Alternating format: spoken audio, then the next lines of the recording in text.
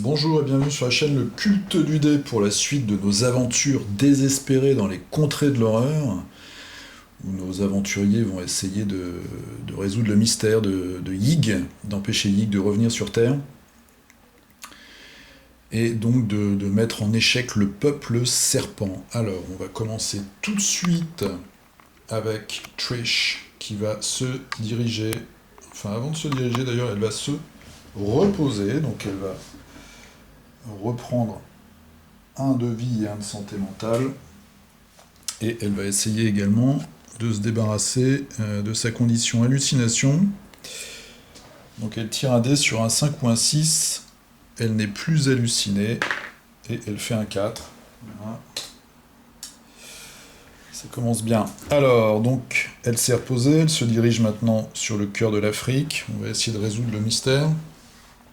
Ensuite, Charlie. Alors attention, Charlie, grosse tactique, Charlie, là j'ai réfléchi, ça m'arrive de temps en temps. Donc Charlie, il va s'acheter un ticket de bateau.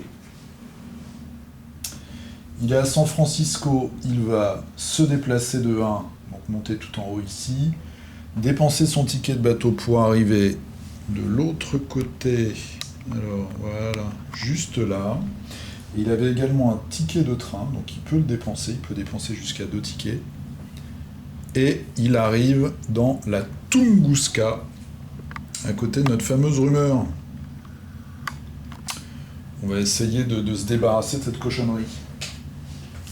Ensuite, Diana Stanley, qui est à Londres, en très mauvaise compagnie, puisqu'on a vu au tour précédent, le Bug est apparu, il a émergé d'un portail.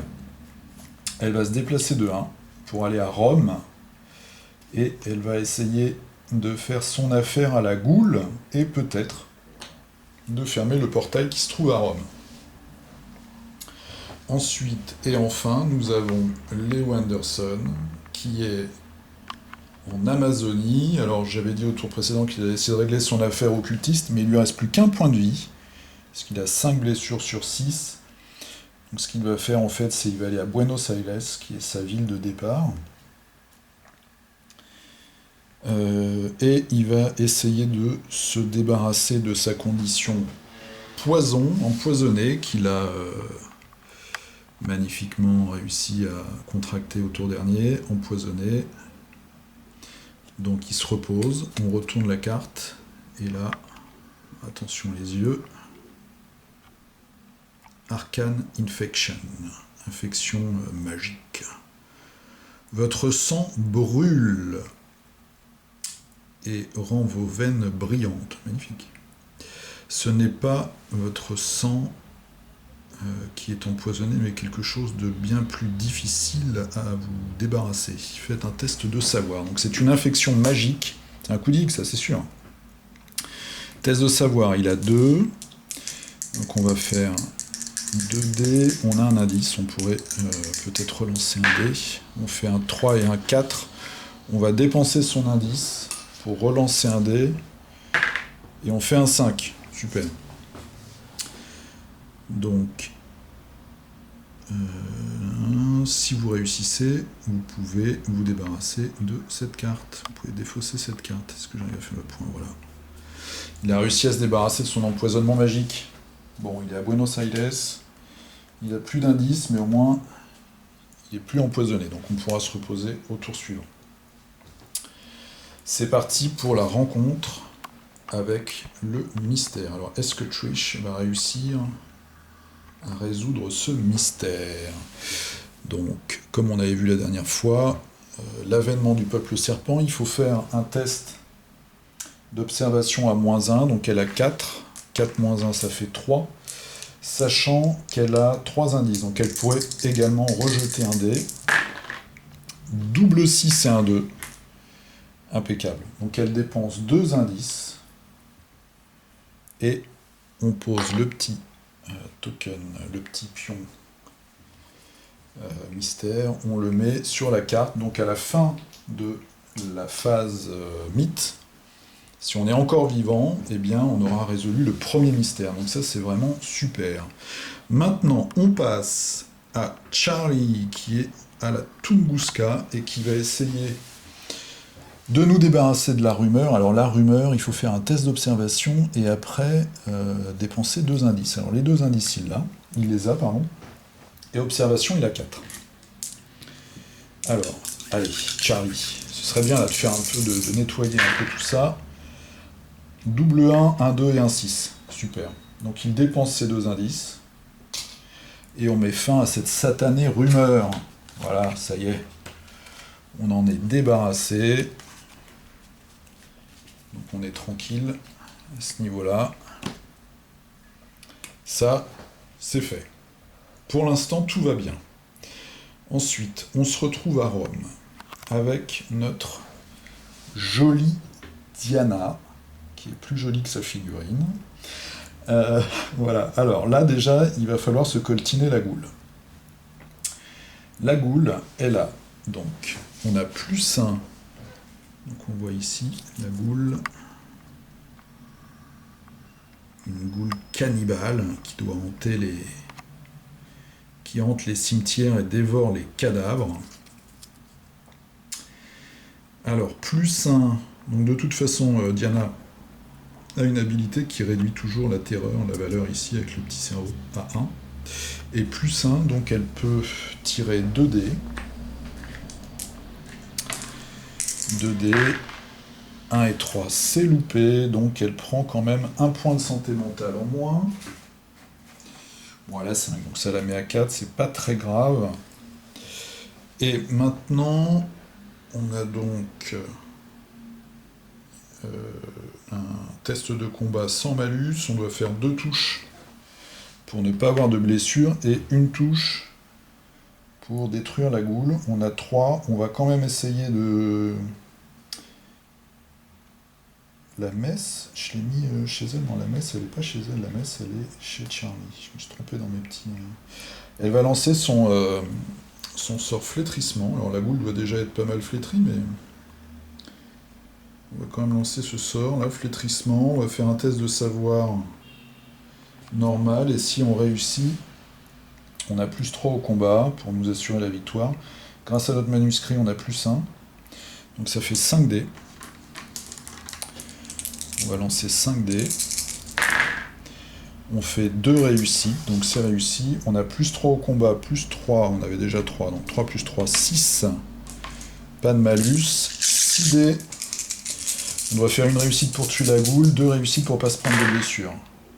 C'est bon, on fait 5 réussites. La goule, elle retourne dans la tasse. Par contre, on retourne la carte du sort. Les sorts, ils ont toujours un effet... quand on réussit, je crois qu'on a fait 1 réussite ou 2. Non, je m'en souviens plus, ça y est. Je m'en souviens plus du coup. On a fait 2 réussites, je crois. La magie donc fait effet sur le corps de votre cible, pas d'effet additionnel. Alors j'espère que je ne me trompe pas. Voilà. Donc on n'a pas d'effet. Ça c'est bon. Ensuite, elle va essayer de fermer le portail. Donc, on va faire une rencontre autre monde. Le grand hall de Celaeno. Alors, vous êtes surpris de voir un visage familier parcourir des ouvrages de magie noire. Vous essayez d'apercevoir ce qu'il lit sans l'informer de votre présence. Observation à -1, on a 3, ça nous fait 2 dés. On a 1 réussite, impeccable, jusque-là tout va bien. Là, c'est le tour magnifique. Vous découvrez ce qu'il lisait et comprenez qu'il avait ouvert un portail entre les mondes. Vous fermez ce portail. Allez, zou.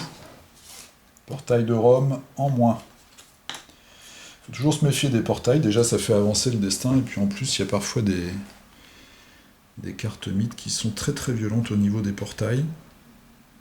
Puis vous examinez le livre qu'il lisait, un test de savoir. Donc savoir, on a 4, on n'a pas de bonus puisque c'est pas un effet de sort.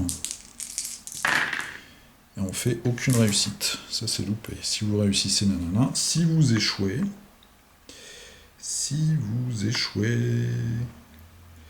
vous n'avez jamais lu de telles horreurs et vous perdez 2 de points, 2 de santé mentale. Donc ça nous fait, bon, on s'est pris 3 blessures de santé mentale à ce tour-ci, il lui reste 2. Mais bon, on a fermé le portail. Donc là, quand même, des grosses réussites pour nos aventuriers, là. Hein. On a fini le mystère, on a fini la rumeur, on a fermé un portail. Maintenant, Leo Anderson. Alors, Leo Anderson, il est à Buenos Aires, c'est chez lui. On peut gagner des sorts rituels, c'est pas très intéressant pour lui. Mais on va quand même faire une rencontre Buenos Aires. On va espérer qu'il retrouve des vieux copains. Alors, d'habitude, en ville, lui, il boit des coups et il se prend des coups aussi en général. Mais bon. Alors, un étudiant a examiné l'exemplaire du Necronomicon, d'accord, de l'université et a hâte de partager avec vous ce qu'il a appris en échange de vos connaissances. Vous pouvez dépenser un indice pour partager vos connaissances et gagner un sort rituel. On n'a pas d'indice, donc on partage rien du tout. Le Necronomicon, on n'a pas trop envie de regarder, et il nous arrive rien de mal. Donc là, jusque-là, tout va bien. Un tour, je dois dire, assez bénéfique pour nous, hein, même très très bénéfique. Bon, maintenant, la carte mythe. Trahison inattendue. Trahison inattendue. Oh là, il y a déjà un surgissement de monstres, ça va faire du monde ça. Donc on va déjà avancer la piste du présage sur la galaxie bleue. Est-ce que j'ai des portails galaxie bleue? Alors Tokyo, galaxie bleue, et Londres, galaxie bleue, ça fait 2. On avance. La piste du destin, on est maintenant à 5. On est à la moitié. Surgissement de monstres. Donc, sur tous les portails qui sont galaxie bleue, donc Londres et Tokyo, on fait surgir 2 monstres. Alors, on va commencer par Londres. Un chien de Tindalos. Et une Biaki. Donc pour l'instant, pas d'effet de surgissement. Quand ils ont une petite tentacule verte, ça veut dire qu'il arrive quelque chose de spécial quand ils arrivent, mais là c'est pas le cas. Tokyo maintenant. Tokyo, on a déjà un vampire. Londres et Tokyo, 2 de mes villes préférées, bah, c'est pas de peau. Oh là. Tokyo, un Shogot. Ça c'est une vraie cochonnerie. C'est très très puissant. On voit il a -2 au combat, il a 4 points de vie, il faut lui faire 6 réussites. Et un rejeton de la chèvre, on en a déjà croisé contre Shub-Niggurath. Des belles cochonneries aussi. Donc tout ce petit monde vient rendre visite aux vampires à Tokyo. Ensuite, on fait fait apparaître 2 indices. 2 indices, vu le nombre qu'on en a perdu, c'est pas du luxe. Alors, un en plein cœur des États-Unis. Et le deuxième, 14. Alors c'est où ça? C'est juste au-dessus. Voilà, c'est là, entre Istanbul.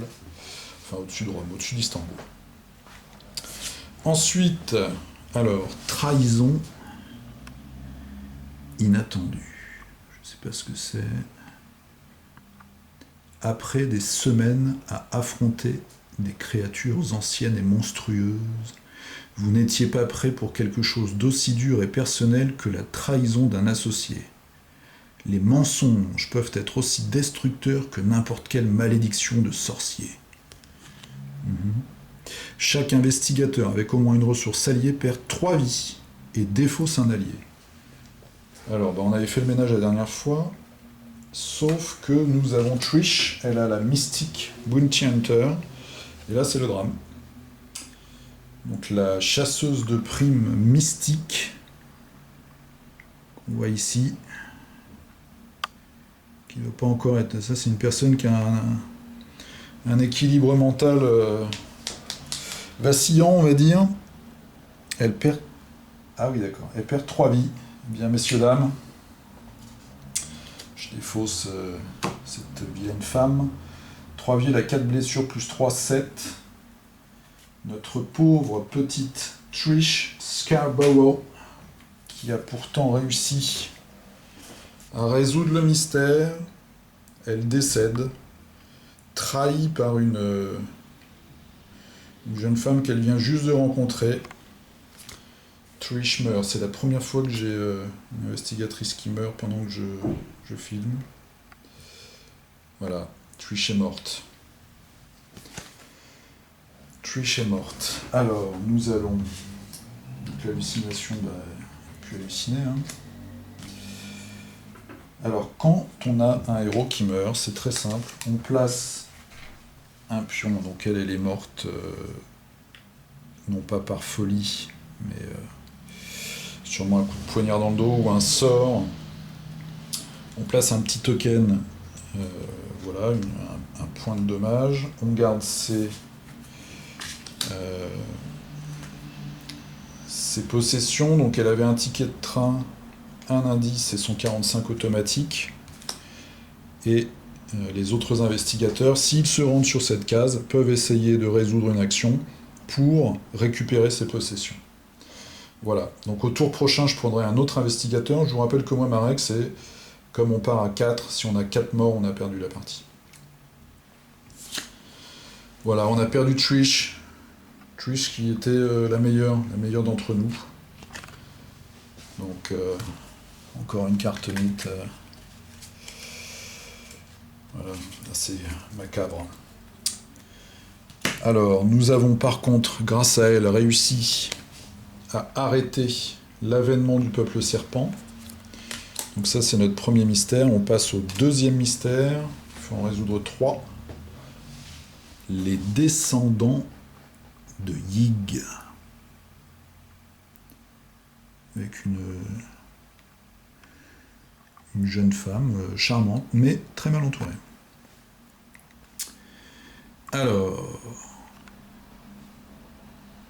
est-ce que des humains ont déjà encouru la rage de Yig, le père des serpents, qui réclame l'enfant, qui réclame l'enfant ou les enfants, pour les transformer en terribles créatures ressemblant à des serpents, horribles à regarder et pratiquement immortels. Faites surgir le monstre épique, enfant de Yig, à un emplacement aléatoire. Quand cette créature est tuée, résolvez ce mystère. Ça tombe mal parce que Trish était quand même la mieux équipée pour les combats, avec son 45 automatique.